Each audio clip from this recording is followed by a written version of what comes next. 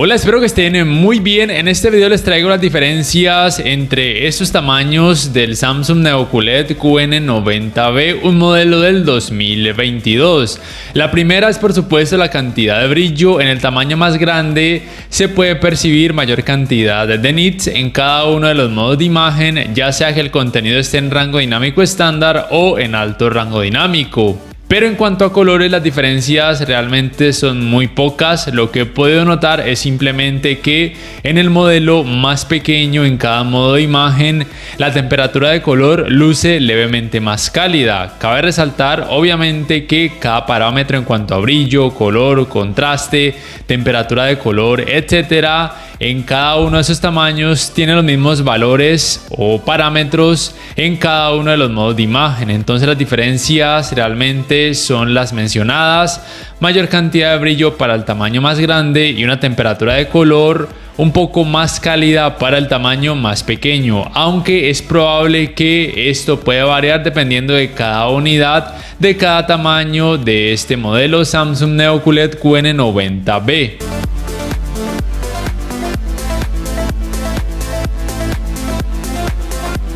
En cuanto al rendimiento en escenas oscuras, tenga presente que ambos tamaños, y hasta donde sé, todos los tamaños del QN90B de Samsung tienen panel VA con tecnología de retroiluminación mini LED.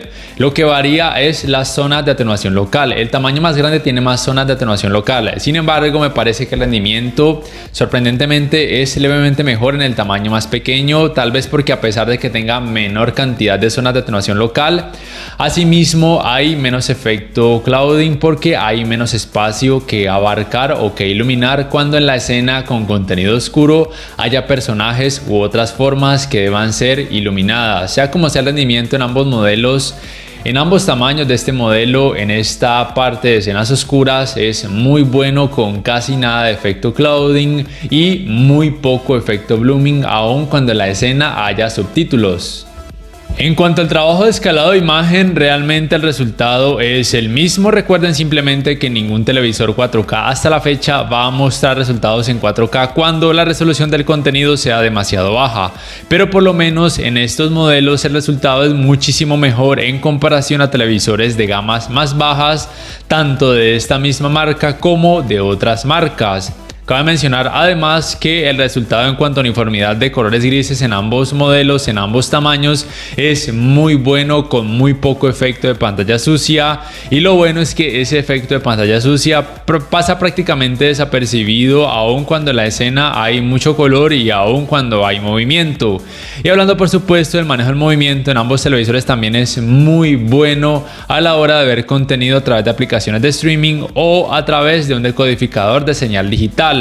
Lo que hay que mencionar aquí es que, de acuerdo a ratings.com, la tasa de refresco o frecuencia de actualización del tamaño más pequeño es de 144 Hz, mientras que la del tamaño más grande y tamaños más grandes de este mismo modelo es de hasta 120 Hz. Eso no lo he podido corroborar hasta ahora porque no tengo una gráfica de PC que me provea ese valor tan potente de 144 Hz, y solamente cuento con la Xbox Series X que provee hasta 120 Hz. Y hablando ya del apartado gaming como tal, cabe mencionar que ambos modelos cuentan con Game Bar, cuentan con modos de imagen dentro de esta Game Bar, y dentro de estos modos de imagen está el modo deportes, que les provee colores verdes un poco más naturales, levemente más cálidos, más apaciguados, y tal vez para algunos sean más alusivos a la realidad. Lo otro que hay que mencionar es que los tiempos de input lag en ambos tamaños, por lo menos en la práctica, son muy similares o casi iguales, tanto en 4K 120 Hz como en 4K a 60 Hz. Pero como les dije, muy probablemente el tamaño más pequeño tenga un tiempo de input lag en 4K hasta 144 Hz, pero recuerden que eso hasta ahora no lo he podido corroborar. Y el rendimiento como tal, en cuanto a calidad gráfica y manejo del movimiento en ambos tamaños, es muy bueno. Cualquier gamer podría quedar más que satisfecho. Simplemente recuerden que la tasa de refresco del tamaño más pequeño se supone que puede ser más alta, Y en cuanto a colores se notan las mismas diferencias, que tiene una tonalidad levemente más cálida en el tamaño más pequeño, o sea el de 50 pulgadas, y que en cuanto a brillo el tamaño más grande, o sea el de 55 pulgadas, muestra una mayor cantidad de nits en cada modo de imagen dentro de esta Game Bar, dentro de este modo juego. En cuanto a sonido, por supuesto, también hay diferencias, o bueno, realmente una diferencia, y es que el tamaño más grande, este de 55 pulgadas y tamaños más grandes, cuentan con surround, o sea, con sonido envolvente, y eso por supuesto le añade más potencia global a el sistema de sonido.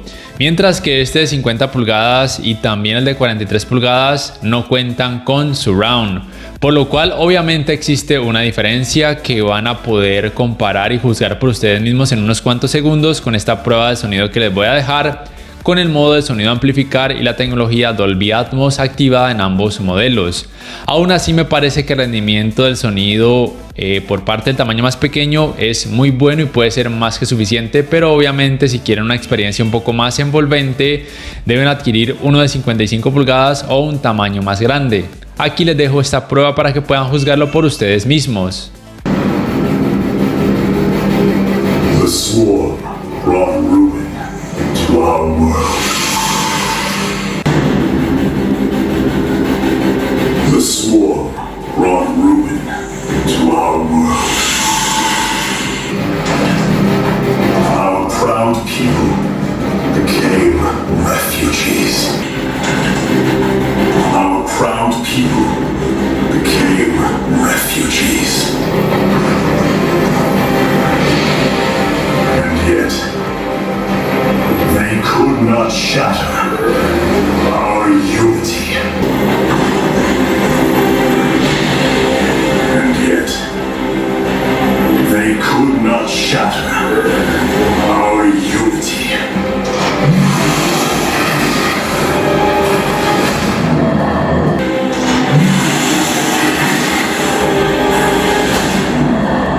En cuanto al apartado Smart, lo más importante que deben saber es que obviamente el sistema operativo de ambos televisores es Tizen, propio de esta marca. Y lo otro que deben tener muy en cuenta es que en algunos países o regiones algunas aplicaciones o funciones, como por ejemplo la Samsung Game Hub para hacer uso de aplicaciones como Xbox Cloud, Nvidia GeForce, entre otras, no está disponible en todos los países o todas las regiones. Por lo cual, si quieren activar estas funciones y aplicaciones adicionales, deben cambiar la región.